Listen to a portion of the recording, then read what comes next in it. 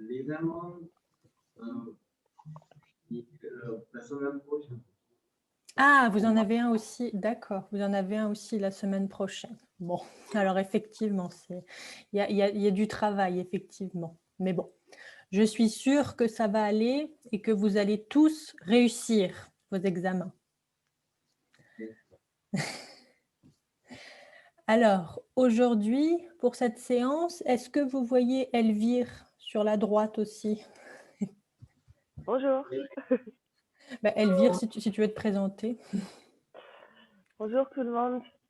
Moi, c'est Elvire et je suis... On m'entend bien, ça va? Oui, oui. Ok. Je suis une autre professeure de français et je donnerai des cours avec Ségolène et avec vous après vos vacances du Nouvel An, quand vous rentrez de vacances. C'est ok? Cool. Voilà. Voilà. Donc, avec Elvire, on travaille en binôme actuellement. Et après, quand vous rentrerez de vacances, vous aurez soit cours avec moi, soit avec Elvire. Pour l'instant, on est toutes les deux. Hein. Aujourd'hui, vous voyez, on est toutes les deux. Pour le tutorat aussi. Mais après vos vacances, ce sera soit Elvire, soit moi. On ne sera plus qu'une pour les cours, en fait. Voilà, donc c'était juste une petite parenthèse pour qu'Elvire se présente et que vous fassiez connaissance. Voilà. Écoutez, est-ce que vous savez si tout le monde est là, oui, pour le cours, là, aujourd'hui? Tout le monde est arrivé? Oui, tout le monde est arrivé. Super. Écoutez, on peut... Oui.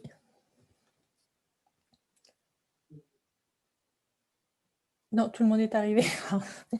Super. Écoutez, si vous voulez, je vous propose, on peut commencer. Aujourd'hui, on va étudier des grands scientifiques français. Hein, parce que votre professeur me disait que vous, comme vous êtes en filière mathématiques et scientifiques, vous seriez très intéressé pour étudier donc, des scientifiques internationaux et, dans le cadre de vos cours de français, des scientifiques français. Est-ce que vous, déjà, Bonjour. Est-ce que vous, déjà, vous en connaissez des scientifiques français ou pas du tout? Oui, oui. Oui, dites-moi. Quel nom vous avez en tête de scientifiques français? J'ai pas entendu, excuse-moi. Qui ça?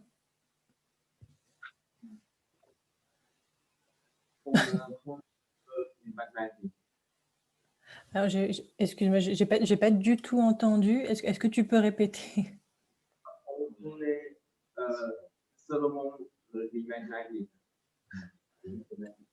Seulement qui? Alors, j'ai compris seulement, mais j'ai pas entendu.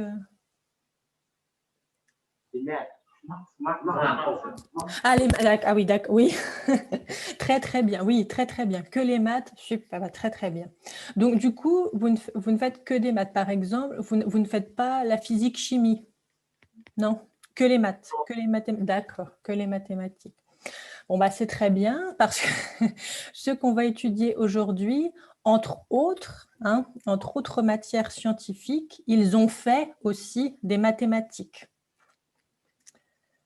Alors, est-ce que, par exemple, si je vous parle de Lavoisier, Antoine Lavoisier, est-ce que c'est un nom qui vous parle ou pas du tout? Pas du tout, non, mais c'est vrai que c'est compliqué. Alors, il faut savoir que c'était un scientifique de l'époque des Lumières. Est-ce que ça vous parle, cette expression, l'époque des Lumières? Est-ce que vous avez déjà entendu? Non, vous n'avez pas entendu cette expression. Alors, l'époque des Lumières, c'est l'époque qui avait lieu au XVIIIe siècle en France, et c'est une époque à travers laquelle il y a eu de grandes découvertes scientifiques et mathématiques aussi notamment, parce qu'il y avait tout un renouveau, si vous voulez, culturel à cette époque, et vous avez vu notamment le développement des sciences à cette époque-là. hein, donc l'époque des Lumières. C'est une expression que vous entendrez assez régulièrement hein, quand vous étudierez l'histoire de France par la suite. D'accord? Donc, ce que je vais faire, c'est que on va regarder une petite vidéo introductive sur Antoine Lavoisier et après, je vous redonnerai des éléments, d'accord? On étudiera ensemble les travaux qu'il a faits. C'est bon pour vous? Super. Je vous partage mon écran, d'accord? Alors, attendez, ne bougez pas. Hop là. Voilà. Alors, juste pour vous montrer une photo. Voilà. C'est ce monsieur-là. Ah, vous connaissez? Ça vous parle? Oui. Oui, ah bah super. Vous voyez ce tableau-là, par exemple, alors attendez, voilà, je vais vous l'agrandir. Ce tableau-là est très, très, très connu, hein. Il est très, très célèbre. Et c'est un tableau que vous verrez souvent dans les livres scientifiques ou les livres de chimie ou de mathématiques, hein. Voilà. Alors, on va regarder une petite vidéo et après on étudiera plus en détail. Hop là. C'est bon pour vous pour le son? Vous entendez? Non. Vous avez entendu la petite musique, oui. C'est vrai. Vous avez... Alors, attendez. Vous avez entendu, quand j'ai lancé la vidéo, le son ou pas du tout? Vous avez entendu le son de la vidéo? Non. Vous avez entendu? Super. Alors, attendez. Hop. Je remets. Voilà. Oups. Hop là. Le père de la chimie moderne est sans conteste Antoine Laurent de Lavoisier. Déjà, il a eu la bonne idée de naître à Paris en 1743, en plein siècle des Lumières. Une époque de renouveau où les savants prennent leur distance avec l'Église et croient en la force du progrès. Surtout, la science se veut résolument utile. Les chercheurs doivent maîtriser et comprendre la nature pour mieux l'exploiter. Lavoisier symbolise à lui seul ce renouveau. Il mène ainsi de front ses travaux scientifiques et une carrière administrative exemplaire. Et ce n'est pas un hasard si cet expérimentateur de génie, ce touche-à-tout obsédé de précision, devient fermier général au service du roi Louis XVI. Car pour assurer la marche du progrès, les scientifiques s'impliquent de plus en plus dans les sphères du pouvoir. C'est donc un vent de grands changements qui souffle sur ce siècle. Et de changements, la pseudo-chimie de l'époque en a bien besoin, car elle tient encore beaucoup de l'alchimie héritée du Moyen-Âge. Ainsi, les savants pensent que tout corps est une combinaison de 4 éléments primordiaux, l'air, la terre, l'eau et le feu. De plus, ils sont empêtrés dans une théorie qui porte le nom barbare de phlogistique. Selon elle, il existe un seul élément flammable, le phlogiston, qui s'associe aux autres corps pour les rendre inflammables. Personne n'est encore capable de dévoiler la nature profonde de la matière. Bref, la chimie est en plein balbutiement, jusqu'à ce que Lavoisier réalise une expérience capitale en 1776. Intrigué par le rôle de l'air dans la combustion des corps, il raccorde une cornue à long col contenant du mercure à une cloche reposant sur un bain de mercure. Le dispositif est donc totalement hermétique et Lavoisier peut mesurer précisément la quantité d'air qu'il contient. Puis, il fait bouillir le mercure dans la cornue. 1 jour, 2 jours, 6 jours durant, il poursuit l'expérience. Résultat, des parcelles rouges se sont accumulées à la surface du mercure et le volume d'air a diminué d'environ 1/6. De quoi sont composés les 5/6 restants? D'un gaz mortel qui empêche les bougies de brûler et tue les petits animaux qui le respirent. Au contraire, le gaz obtenu en chauffant la matière rouge convient parfaitement aux petites bêtes et ravive la flamme de la bougie, mieux encore que l'air atmosphérique. Plus fort encore, En recombinant les deux gaz selon les proportions initiales, Lavoisier observe qu'ils reforment de l'air en tout point semblable à celui de l'atmosphère. Sa conclusion est sans appel. L'air est constitué d'un mélange de deux gaz, l'un respirable, l'autre mortel. Il montre que la combustion n'est pas due à l'hypothétique phlogiston, mais bien à ce gaz vital qui se combine au corps chauffé. Et comme ce gaz attaque le métal, Lavoisier le baptisera oxygène, du grec oxys, qui signifie acide. Quant au gaz mortel, il l'appelle d'abord mophète, puis azote, qui signifie sans vie. Avec cette découverte, Lavoisier révolutionne la chimie qui entre désormais dans son ère moderne. Hélas pour notre savant, il ne jouira pas longtemps de son triomphe, car une autre révolution est en marche, celle de 1789. Progressiste, Lavoisier embrasse ce nouveau vent de changement. Il participe à la démolition de la Bastille, devient député suppléant. Mais sa foi en la monarchie constitutionnelle et son passé de fermier général au service du roi seront sa perte. Arrêté sur l'ordre de la Convention, il est finalement guillotiné le 8 mai 1794. Selon la légende, le président du tribunal aurait clamé que la République n'a pas besoin de savants. À en perdre la tête. Hop là. Alors, je reviens. Bon, alors, il y avait beaucoup de choses, hein, il y avait beaucoup d'informations dans cette vidéo. Mais est-ce que vous avez réussi un petit peu à comprendre ce qu'il avait fait comme travaux, ce monsieur Lavoisier? Est-ce que vous avez... Oui, dites-moi. Un petit peu, c'était compliqué? Bon, c'était compliqué, hein, je vous avoue, même pour moi, en plus qui ne suis pas du tout scientifique, c'est très dur.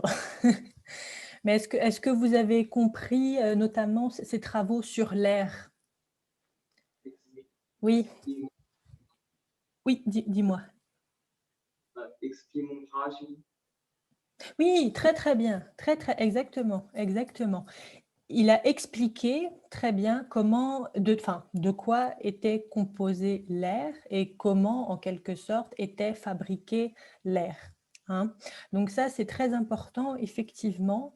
Lavoisier a découvert, en fait, ça a été en France, c'est lui qui a découvert donc l'oxygène.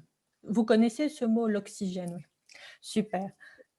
L'air, ou l'eau, voilà, que l'air était composé d'oxygène, d'azote, et il a également découvert l'hydrogène. Voilà. Donc ça, c'est très important à savoir. C'est lui qui a découvert ça en France et qui a permis ensuite, par la suite, de mettre en place les différentes expériences scientifiques. Vous avez vu avec quand ils font chauffer, vous avez vu pendant l'expérience avec les grands vases en verre? Vous vous rappelez dans la vidéo? Quand Lavoisier fait, enfin vous savez, quand ils ont montré, quand il fait ses expériences, qu'il fait chauffer de l'air dans les grands vases. Vous vous rappelez dans la vidéo? Eh bien, c'est lui qui a permis le développement de ces expériences après, par la suite. Donc, des expériences qui sont devenues de plus en plus précises, hein, et de plus en plus, oui, précises, et puis beaucoup plus, je dirais, poussées. Hein. Poussées dans le sens où on a complété ses travaux à lui pour découvrir de nouvelles choses. Voilà. Est-ce que c'est clair pour vous? Est-ce que vous avez compris ce que je vous ai dit ou pas? Vous avez des questions?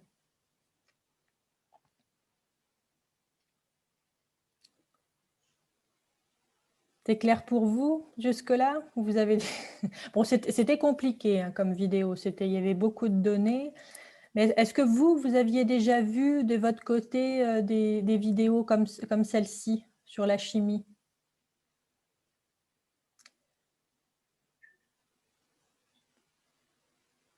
Est-ce que vous aviez déjà vu par le passé ce genre de vidéo? Ou pas du tout? Non?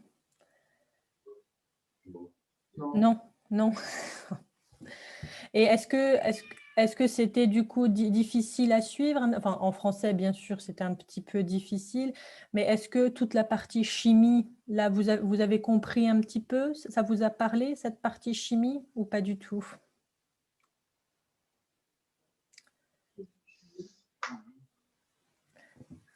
Ce qu'on vous montrait dans la vidéo avec les expériences chimiques, est-ce que vous en aviez déjà vu de ça ou pas du tout, du tout? C'est la première fois que vous voyez ça en vidéo. C'est ça. Ah, en plus, ah bah super alors, vous en avez fait, super. Et est-ce que ça vous plaît, vous? Est-ce que ça vous a plu quand vous en avez fait? Quoi? Est-ce que ça vous a plu, vous, de faire ce genre d'expérience en chimie? Oui. Oui, super. Très, très bien alors. Et vous avez travaillé sur l'air ou sur autre chose? Oui. Oui, sur l'air aussi. Donc, bah, en fait, vous avez repris un petit peu les travaux de Lavoisier, vous aussi, déjà alors. Vous avez déjà travaillé dessus. Très, très bien. Super. Il faut savoir aussi, pour Lavoisier, il a laissé une grande phrase. Je ne sais pas si vous la connaissez. Vous savez, rien ne se transforme.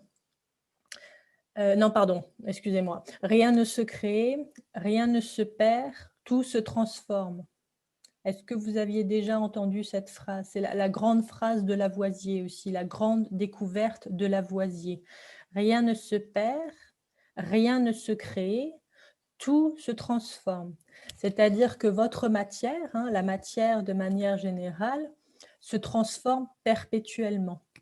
Ça a été sa grande découverte aussi. Est-ce que vous aviez déjà, vous, entendu cette phrase? Rien ne se perd, rien ne se crée, tout se transforme. Non, pas du tout? Non, d'accord. Bon, bah, voilà, c'est juste ça, c'est pour vous le dire aussi, c'est une grande phrase de Lavoisier que vous serez amené, je pense, à retrouver aussi, effectivement. Voilà, donc ça, c'était pour Lavoisier. Est-ce que vous avez des questions sur ce monsieur? Pourquoi il est coupé? Oui, très, très bonne question.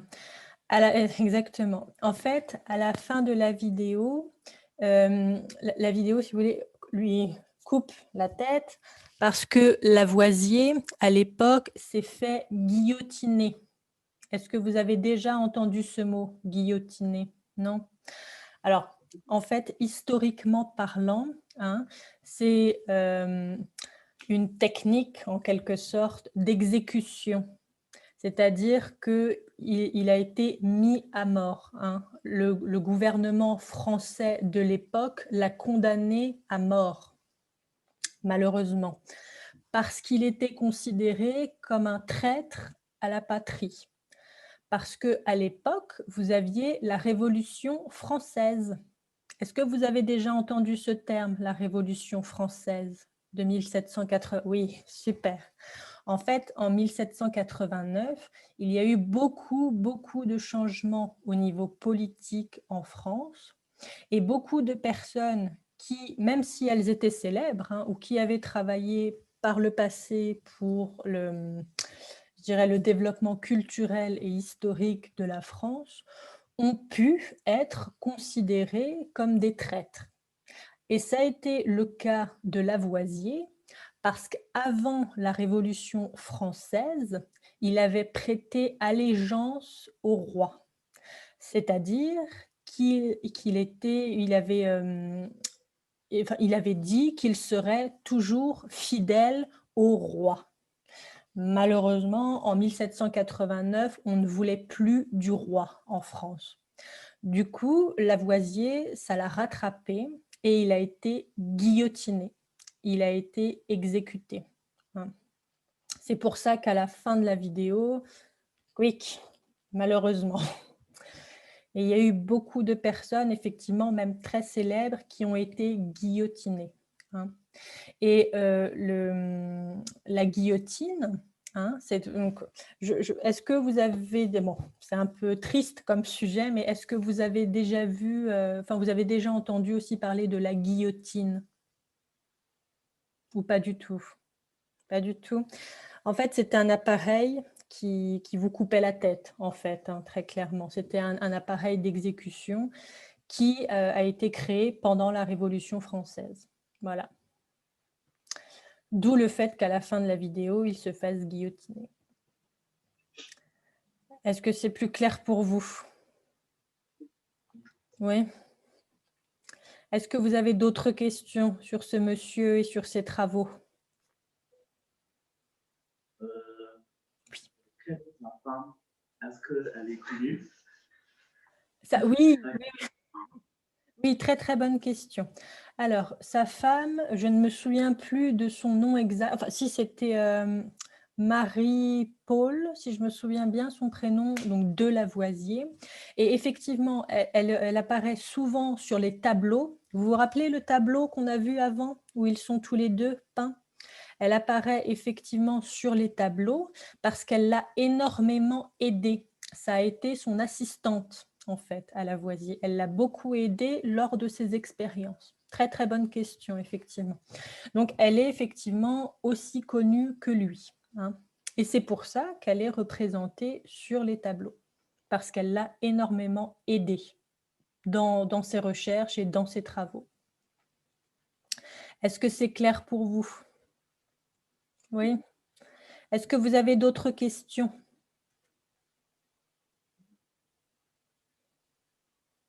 Non? D'accord. Alors, maintenant, on va voir un deuxième scientifique de l'époque, alors après la Révolution française, qui s'appelle Georges Buffon. Alors, est-ce que ça vous parle ou pas du tout? Georges Buffon. Est-ce que vous avez déjà entendu son nom? Oui, très très bien. Georges Buffon. Non, ça ne vous parle pas? C'est vrai qu'il est très spécifique. Attendez, je vais vous partager mon écran et je vais vous montrer des photos. Bougez pas. Hop là. Donc là, on avait Antoine de Lavoisier et là, on a Georges Buffon. Ce monsieur-là. Est-ce que vous l'avez déjà vu ou pas du tout? Non? C'est vrai que bon, c'est très spécifique, hein. C'est très spécifique. Alors, ce monsieur, alors attendez, je reviens. Voilà. Ce monsieur, en fait, il faut savoir qu'il a découvert, enfin, non, il n'a pas découvert, il a créé ce qu'on appelle l'histoire naturelle. Est-ce que vous avez déjà entendu ce terme? L'histoire naturelle. Un petit peu, ça vous parle? Oui, super. En fait, si vous voulez, ça a été un grand livre, un énorme livre dans lequel il a dessiné et il a classé toutes les espèces vivantes, les plantes, les animaux, mais aussi il a travaillé sur les humains, hein. Est-ce que ça vous parle, ça? L'histoire naturelle, oui. Et ces travaux ont été précurseurs, c'est-à-dire qu'ils ont permis d'ouvrir la voie aux travaux de Darwin. Est-ce que vous avez déjà entendu parler de Darwin? Oui, Darwin, il est connu. Eh bien, il s'est inspiré des travaux de Georges Buffon, hein, qui a classifié tous les éléments vivants au monde. Donc les plantes, les animaux, mais aussi un petit peu les êtres humains. Mais c'est vrai qu'il s'est beaucoup plus focalisé sur les plantes et les animaux. Et il a montré, il a expliqué, si vous voulez, l'interrelation qui existait, donc la relation qui existait entre l'organisme végétal, l'organisme animal et par extension l'organisme humain, hein. Oui, vous avez des questions? Dites-moi. Ou c'est bon pour vous? Non, c'est bon pour vous. Donc, vous voyez, Lavoisier, avant, avait travaillé sur notre environnement, hein. Buffon a travaillé sur l'espèce, en fait, vous voyez. Donc, ces deux scientifiques, on peut dire qu'ils se sont complémentarisés, hein. Voilà. Alors, je vais vous remontrer une petite vidéo et après, on étudiera l'influence de Buffon, notamment en France. D'accord? Bougez pas. Chut, excusez-moi, il y a mon chat. Alors, attendez, Georges Buffon, voilà.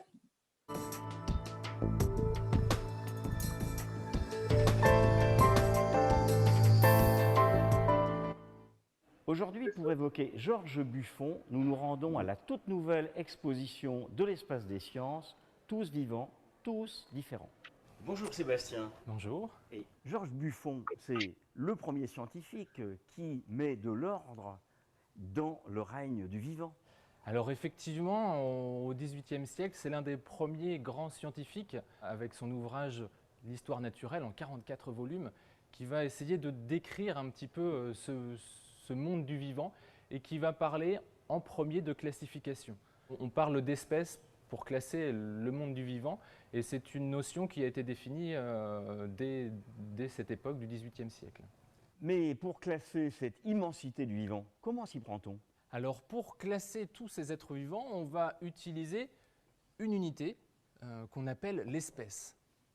Et une espèce, c'est quoi, très précisément ? Alors une espèce, ce sont des êtres vivants qui vont avoir des ressemblances morphologiques, physiques importantes, et surtout qui vont être capables de se reproduire et d'avoir une descendance fertile. Il faut les deux. Il faut les deux à la fois. D'accord. Mais finalement, toutes ces espèces ne sont pas apparues en un seul jour. Le vivant est apparu sur Terre il y a plusieurs milliards d'années, et les espèces n'ont cessé d'apparaître, d'évoluer et de disparaître, comme celles d'ailleurs qui sont présentées là ici tout autour de nous. Dans cette exposition Tous vivants, tous différents, on peut découvrir ce que c'est qu'une espèce, comment est-ce qu'elle évolue et comment est-ce qu'elle peut disparaître également. Hop là. Voilà, je reviens. Donc, vous avez vu, là, en fait, donc c'était le trailer d'une exposition dont une partie était dédiée à Georges Buffon. Hein. Est-ce que vous avez reconnu le mot « espèce » ? Oui, oui, super, dont il parlait dans la vidéo. Donc effectivement, ça c'est le mot-clé qui a été découvert, enfin, mis en lumière par Georges Buffon, la notion d'espèce. Donc les espèces végétales, les espèces animales et l'espèce humaine. Voilà, donc ça c'était principalement la grande découverte de Georges Buffon, avec bien sûr donc, tous ces livres et tous les grands volumes qu'il a dessiné lui-même d'ailleurs sur les différentes espèces qui composent notre environnement. Alors, attendez, je vais vous montrer maintenant qu'est-ce que... Ah non, non, pardon, non, j'avais que celle-ci. Alors, attendez, je reviens, voilà. Ah oui, il faut savoir donc, que Georges Buffon, donc, en France, donc, est très très célèbre et qu'il a également permis la mise en place de musées d'histoire naturelle. Est-ce que vous avez déjà entendu ce terme, les muséums d'histoire naturelle? Est-ce que ça vous parle ou pas du tout? Les muséums d'histoire naturelle. Un petit peu? Super. Alors, en fait, c'est des musées, notamment, donc, qui se sont basés, si vous voulez, qui se sont développés au fil du temps et qui se sont basés sur les travaux de Buffon. Alors, qu'est-ce qu'ils ont de spéciaux, ces musées? C'est qu'ils ont, si vous voulez, un échantillon, en quelque sorte, de chaque espèce vivante au monde. Donc, concrètement, qu'est-ce que ça donne? Ça donne des musées, notamment avec des animaux empaillés. Est-ce que vous connaissez ce terme, empaillé? Oui, ça vous parle? C'est-à-dire que c'est des animaux qui, bon, malheureusement, sont décédés, mais grâce à des techniques de conservation, un peu comme la momification, on peut les exposer dans des musées. Et les muséums d'histoire naturelle ont à peu près je dirais presque tout, oui presque tous les, un exemple de tous les animaux qu'il y a sur Terre, mais également des végétaux et des pierres. Par exemple, dans un muséum d'histoire naturelle, vous aurez une partie avec les pierres, donc les pierres volcaniques, les roches, ce genre d'éléments. Est-ce que vous en avez en Chine, des muséums d'histoire naturelle? Oui, super. Et vous y êtes déjà allé? Non. Non, d'accord. Eh bien, en France, vous verrez, il y en a à peu près. Alors, en France et en Europe, hein, parce qu'il faut savoir que c'est très, très, très développé et c'est vraiment un type de musée qui a permis de vraiment travailler sur notre environnement physique, géologique et géographique, hein. Et en Europe notamment, vous avez énormément, dans chaque ville, presque chaque grande ville ou presque, vous avez un muséum d'histoire naturelle. Donc, par exemple, en France, vous en avez un à Paris, le Muséum d'histoire naturelle de Paris, mais vous en avez un aussi à Lille, dans le Nord. Est-ce que vous vous rappelez la région du Nord en France? Vous savez, tout en haut de la France. Vous vous rappelez avec les... Super. Eh bien, vous en avez un à Lille. Vous en avez un aussi dans le Sud. Je crois qu'il y en a un à Marseille, par exemple. Vous en avez un à Marseille, vous en avez un à Bordeaux. Vous voyez, donc, dans toutes les grandes villes de France, ou presque, vous avez un muséum d'histoire naturelle. Alors, je vais vous montrer une petite vidéo, si je la retrouve. Voilà, le Muséum d'histoire naturelle de Paris. Oups. Alors, attendez. Voilà. Je reviens. Je vais vous montrer deux petites vidéos. Il y a une vidéo sur... oui, dis-moi. Oui, dis-moi. Est-ce que vous pouvez ajouter le sous-titre? Est-ce que je peux... Excuse-moi, je n'ai pas entendu, Gabriel. Est-ce que je peux... Est-ce que vous pouvez ajouter le sous-titre? Ah oui, oui, tout à fait. Je vais regarder si c'est disponible. Je vais ajouter, tout à fait. Je vais ajouter. Ouais. Je vais faire ça tout de suite. Je vais vous montrer donc deux petites vidéos sur le Muséum d'histoire naturelle de Paris et je regarde pour les sous-titres, hein. On regarde ça tout de suite. Hop là. Alors, je vous repartage mon écran. Alors, attendez. Celui-là, je crois. Alors, celui-là, il n'y a pas de sous-titres, vous voyez, mais je crois que c'est parce qu'il ne parle pas, en fait. Il n'y a pas de dialogue. Alors, attendez, on va vérifier.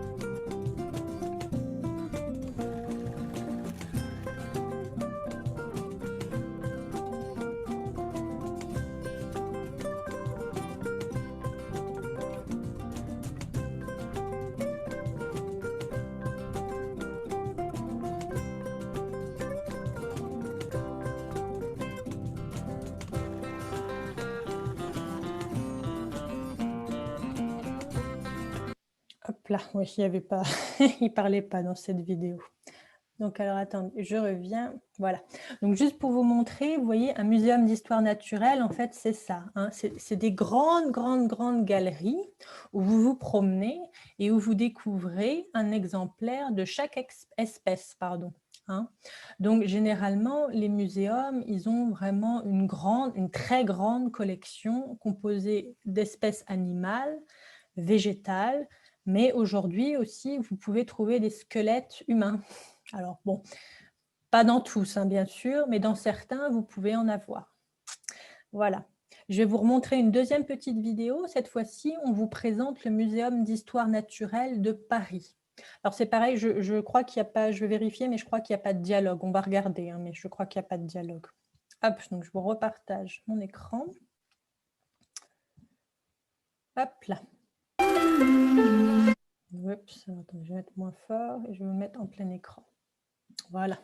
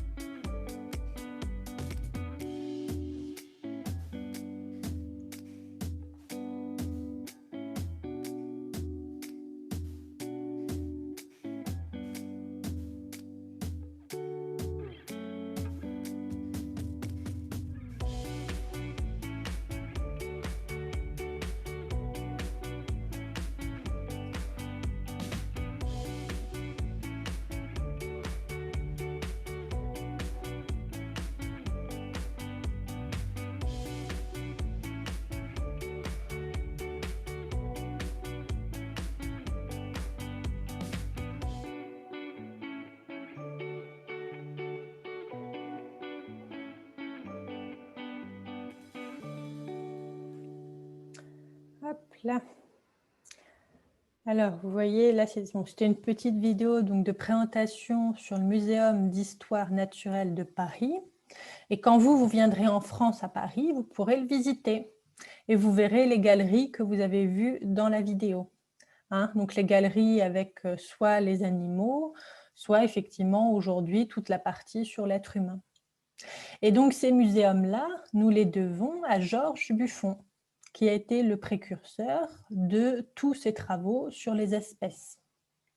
Et vous avez vu là dans la présentation, alors je ne sais pas si vous avez eu le temps de lire, mais dans la présentation de la vidéo, vous avez vu pour le Muséum d'histoire naturelle de Paris, hein, ils ont précisé que pour ce muséum-là, ils avaient 70 millions d'espèces, hein, de spécimens ou d'espèces en tout. En tout, animal, végétal ou tout ce qui est pierre et roche. Donc, c'est assez conséquent, c'est très, très important comme collection. Voilà, donc pour Georges Buffon, qui a été le créateur des muséums d'histoire naturelle. Est-ce que vous avez des questions sur cette partie-là ?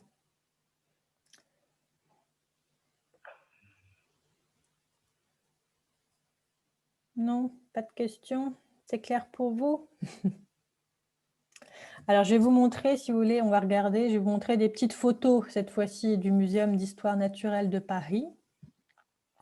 Et vous allez voir avec le parc aussi et le jardin qui s'appelle justement le jardin Buffon, hein, en hommage à Georges Buffon. Vous voyez, Muséum d'histoire naturelle, Paris. Voilà, alors ça, c'est ce que vous voyez notamment quand vous entrez donc, dans l'allée principale, hein, vous voyez, Paris. Et je vais vous montrer maintenant le jardin. Voilà, ça c'est le musée. Quand vous arrivez, vous voyez, le musée est là et vous avez les jardins autour. Vous voyez, voilà. Et ce jardin-là que vous voyez en photo, c'est le jardin Buffon, hein, du nom donc du monsieur qu'on a étudié tout à l'heure. Vous voyez. Est-ce que vous aviez déjà vu ces photos, vous, ou pas du tout? Pas du tout. Eh bien, quand vous irez à Paris visiter le Muséum d'histoire naturelle, vous voyez, vous passerez par les jardins ici Buffon pour vous rendre au musée qui est ici, le Muséum d'histoire naturelle. Et à l'intérieur, vous pourrez voir donc, ce qu'on a vu tout à l'heure, donc la partie avec les animaux. La partie, vous avez également, vous voyez, une partie avec les dinosaures, la préhistoire. Et vous avez aussi aujourd'hui effectivement une partie avec tout ce qui est recherche sur l'être humain, voilà, sur l'espèce humaine en quelque sorte. Voilà. Est-ce que vous avez des questions ou est-ce que c'est clair pour vous sur cette partie-ci avec Georges Buffon? C'est clair pour vous? Super.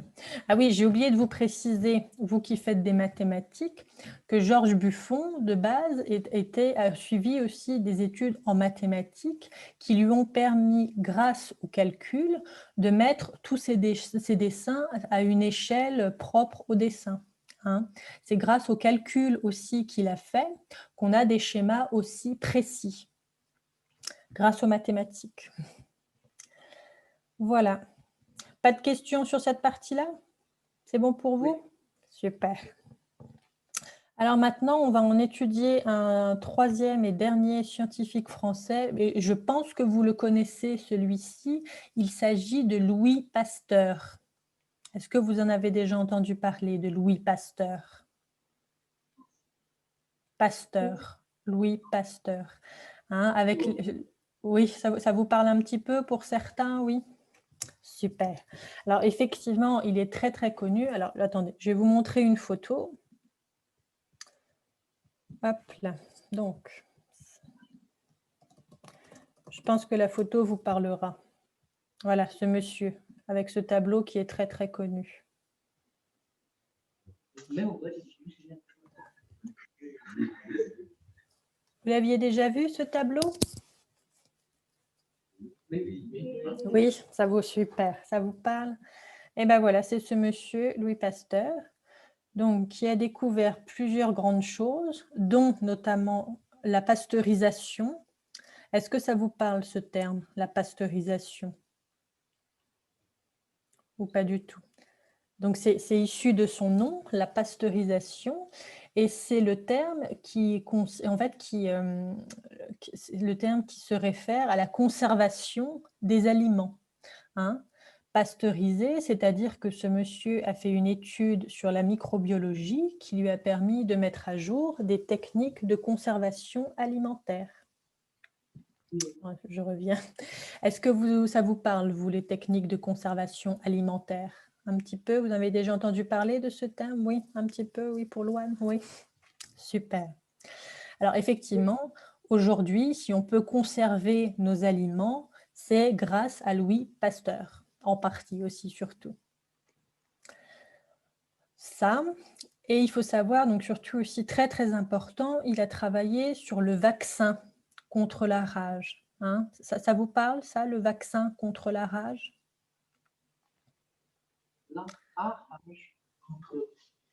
Contre quoi?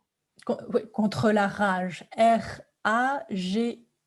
La rage, c'est une maladie qui pendant très longtemps, ou enfin même encore maintenant, est transmise notamment par le renard. Hein. Vous savez ce que c'est un renard?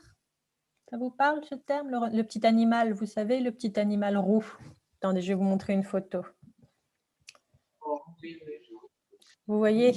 Alors attendez. Voilà. Le petit renard, vous voyez, qui est bien mignon.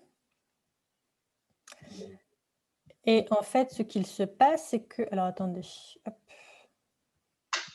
Voilà.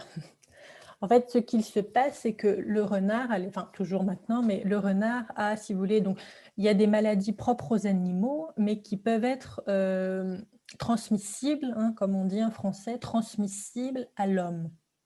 Et le renard, effectivement, a une maladie qui lui est propre, mais s'il s'avère qu'il rentre en compte, ou que vous, en tant qu'être humain, vous rentrez en contact avec un renard qui est atteint de la rage, il vous la transmet à vous aussi. Hein. Et pendant très longtemps, c'était une maladie qui était effectivement transmise, notamment des animaux et notamment du renard aux êtres humains. Mais Pasteur a travaillé dessus et il a trouvé le vaccin contre la rage. Hein. C'est-à-dire qu'aujourd'hui, on ne meurt plus de la rage grâce à ce vaccin. Et nous, en tant qu'êtres humains, on n'en souffre plus. Ça vous parle, ce terme de vaccin? Oui, vous connaissez ce terme, oui, vaccin. Voilà. Et bien, c'est grâce à Pasteur, c'est Pasteur qui a inventé les vaccins, en quelque sorte, qui a trouvé qui a diffusé la notion de vaccin et le procédé surtout de vaccination. Le vaccin, la vaccination. Est-ce que vous avez des questions jusque-là sur Pasteur ou ça vous parle? Vous le connaissiez déjà un petit peu peut-être, hein, oui, Pasteur? Parce qu'il est très, très, très célèbre. Oui, un petit peu. Alors, on va regarder une vidéo explicative sur sa vie, hein, cette fois-ci, alors qui est un petit peu plus longue que les autres vidéos et je vais regarder si on peut mettre les sous-titres cette fois, d'accord? Alors attendez, je vous partage mon écran. Alors, faites voir. Ah oui, super. Cette fois-ci, il y a les sous-titres. Français, voilà. Ah, donc ça n'est pas plus. Hop là.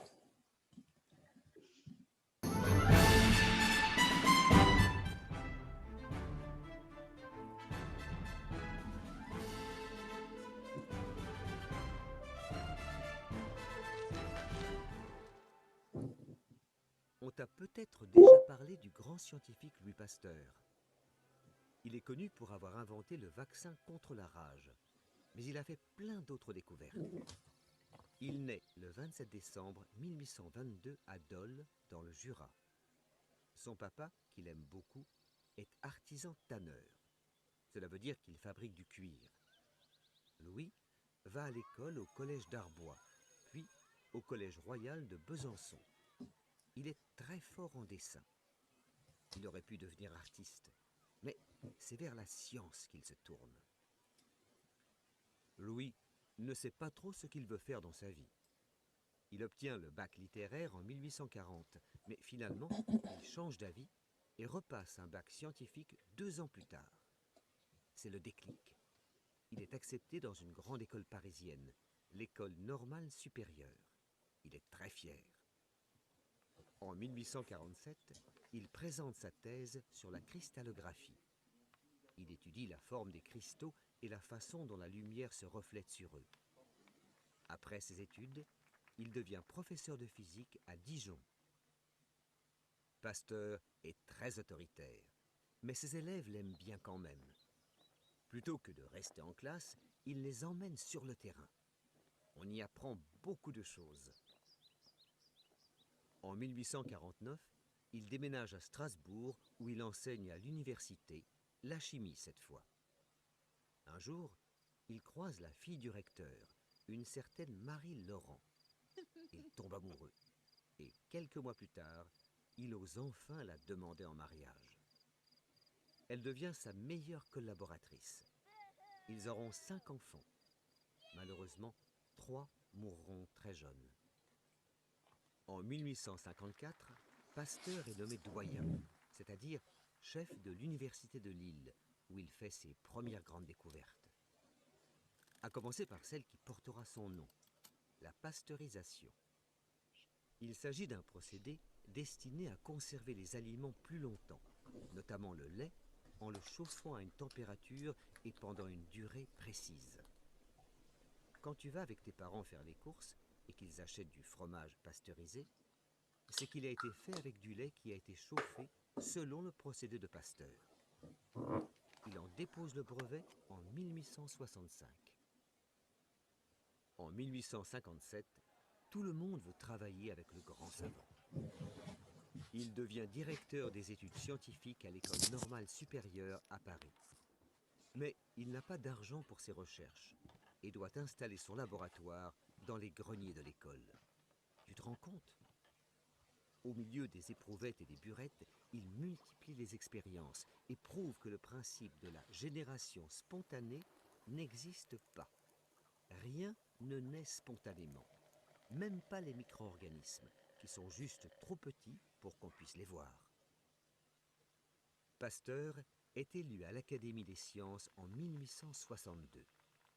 Peu après, l'empereur Napoléon III l'appelle à la rescousse, car une maladie ravage les élevages de vers à soie. Or, dans le sud de la France, on fabrique beaucoup de soie, un tissu précieux dont le fil est produit par un petit ver en grand danger. Pasteur se rend donc à Alès, dans les Cévennes, et trouve la solution. Les vers à soie sont sauvés. À partir de cette date, il se passionne pour les maladies des animaux. Dans les années 1880, il combat le choléra des poules et la maladie du charbon chez le mouton. Deux maladies qu'on n'arrive pas à soigner et qui détruisent les élevages. On ne peut rien y faire, se lamentent les pauvres fermiers. Mais un jour, Pasteur a une idée géniale. Inoculer, transmettre en petite quantité la maladie pour renforcer la capacité du corps à se défendre. C'est le principe de la vaccination. Il sauve ainsi beaucoup d'animaux. Maintenant, il faut penser aux hommes. Comme ces vaccins contre le choléra et le charbon ont bien marché sur les animaux, Pasteur espère trouver un vaccin contre la rage, cette terrible maladie causée par un virus. Il fait d'abord des expériences sur des lapins et des chiens. Est-il temps de passer à l'homme, se demande-t-il. Un jour, un petit garçon débarque dans son laboratoire accompagné de sa mère. Joseph Mester a été mordu par un chien enragé. Il risque de mourir. Alors, le scientifique se lance et c'est un succès. Joseph est sauvé. La nouvelle se répand très vite. Pasteur a trouvé un vaccin contre la rage. Comme c'est une maladie mortelle et très répandue, les gens arrivent de partout pour se faire vacciner. Le laboratoire est bien trop petit pour tout ce monde. Il faut trouver une solution. Pasteur lance une souscription internationale. Et avec l'argent récolté, il fait construire un grand institut dédié à la vaccination, à la formation et à la recherche. C'est l'Institut Pasteur, inauguré le 14 novembre 1888. Bientôt, il y en aura dans le monde entier. Pasteur est un vieux monsieur maintenant. Il a des problèmes de santé. Il a fait plusieurs attaques cérébrales, des AVC. C'est très grave. Il survit, continue ses recherches, mais doit ralentir le rythme. Fatigué, il finit par mourir le 28 septembre 1895 à Villeneuve-l'Étang, à côté de Paris. Le président de la République, Félix Faure, organise des funérailles nationales. Quel honneur! Il propose même à sa famille, qui refuse, de le faire entrer au Panthéon. Il est finalement enterré dans une crypte de son cher institut. Hop là. Bon, elle était un peu longue comme vidéo, mais est-ce que vous avez réussi à en saisir les idées principales sur Pasteur et ses travaux?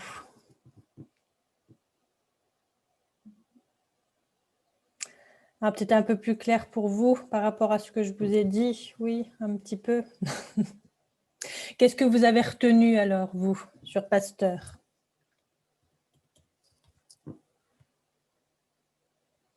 Quels travaux vous a marqué? Quelles découvertes? Qu'est-ce qui vous a marqué dans ce que vous venez de voir en vidéo?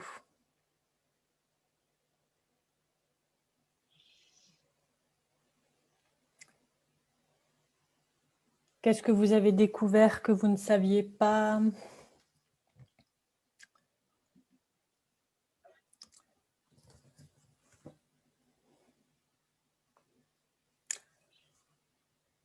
Rien de neuf, non? Vous avez pas, vous connaissiez déjà ce dont ils ont parlé dans la vidéo, la vaccination, alors oui, effectivement, vous m'aviez dit tout à l'heure, oui.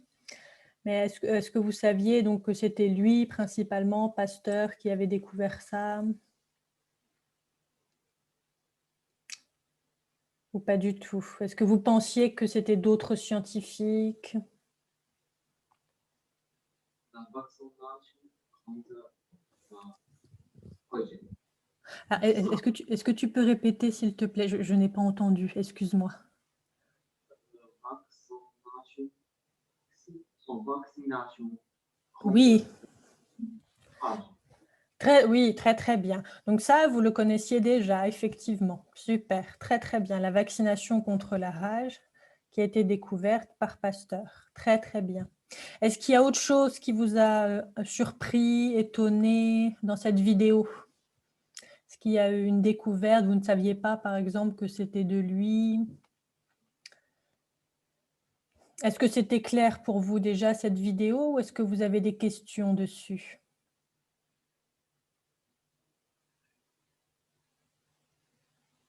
Non, c'était plutôt clair. Vous avez réussi à lire les sous-titres? Un peu. Bon, très bien. Bon, bah, écoutez, bah, c'est parfait. Est-ce que vous avez des questions alors sur la séance d'aujourd'hui? Est-ce que vous avez des questions?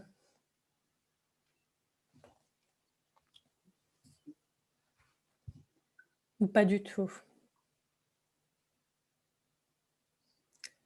Sur les scientifiques, non, pas du tout. Est-ce que vous vous rappelez alors le nom des 3 scientifiques qu'on a étudiés aujourd'hui?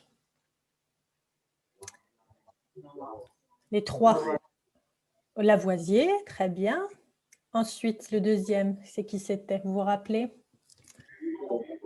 Buffon, très très bien. Et le troisième, c'est facile, c'était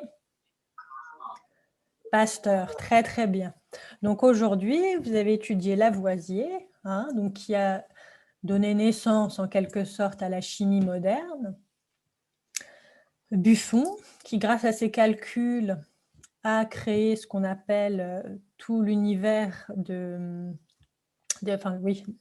espèces. Hein, très important ce terme, les espèces, donc avec les espèces végétales. Ensuite, vous vous rappelez, qu'est-ce qu'il y a après le végétal? L'espèce animale. Très bien, très très bien, les animaux. Et l'espèce, nous sommes l'espèce humaine. Très très bien, l'espèce humaine. Très très bien. Hein, donc ça, grâce à Buffon.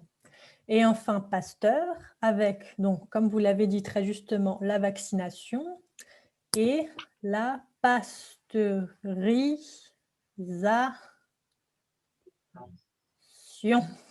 Très bien, la pasteurisation. Vous vous rappelez ce que c'est, la pasteurisation?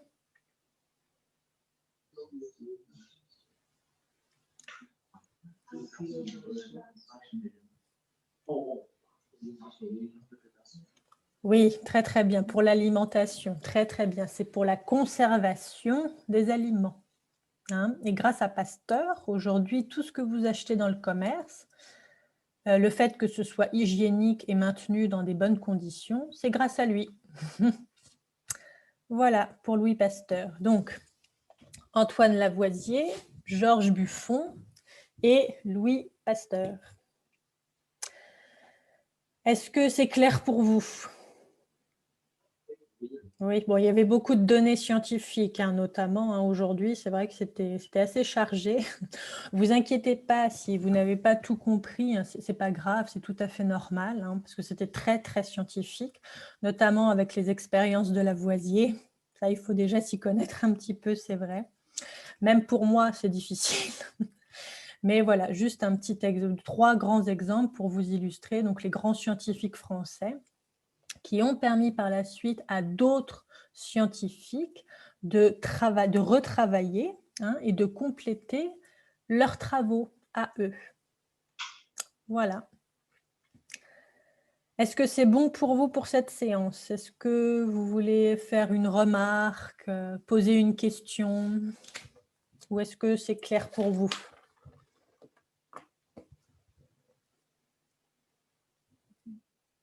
Oui, vous avez des questions? Oui, vous me dites, hein, si vous avez des questions. Oui, dites-moi.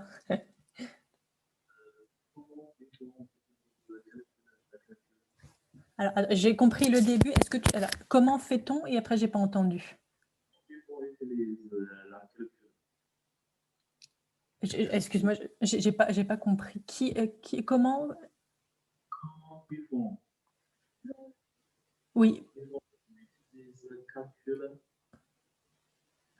Ah oui, pardon. Oui, très bonne question. Oui.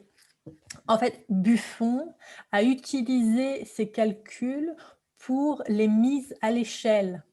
Est-ce que vous comprenez ce terme, mettre à l'échelle quelque chose?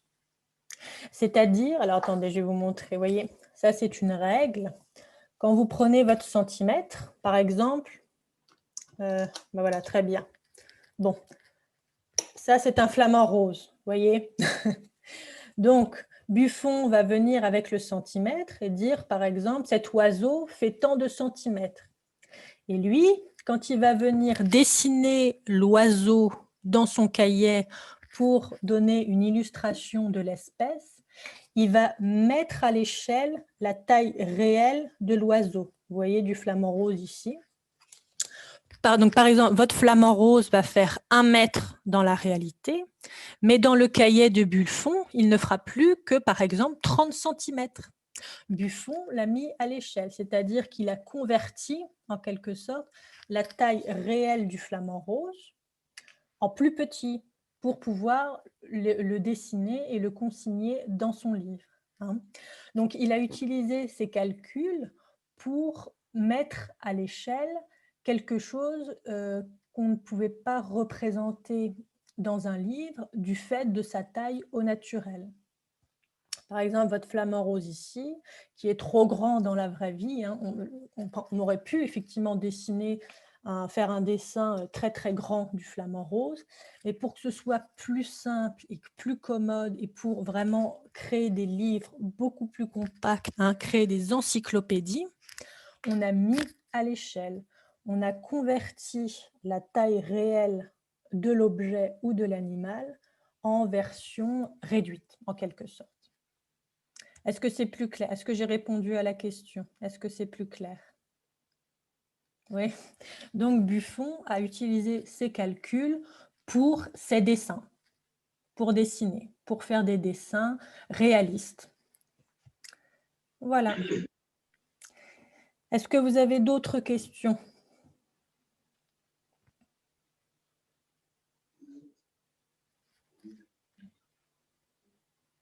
Non? C'est clair pour vous? Bah écoutez, il est donc 17 h pour vous. Hein. Donc, c'est la fin de la séance. On peut clôturer ici. Donc, je vois après d'autres étudiants en tutorat. Et normalement, alors je ne sais plus, je crois que la semaine prochaine, vous avez des vacances la semaine prochaine, c'est ça? Vous êtes en vacances la semaine prochaine? Oui, voilà, c'est ça, vous êtes en vacances. Donc, je redemanderai à votre professeur les dates, mais on se revoit avec Elvire en cours groupé dans les semaines à venir. D'accord? Donc, je vous dis bonne soirée hein, et à très bientôt. Merci. À bientôt à ceux que je vois en tutorat et à plus tard pour ceux que je verrai une autre fois en cours groupé. Voilà. Merci à vous pour votre participation et votre attention et à très bientôt. Bonne soirée. Au revoir. Au revoir.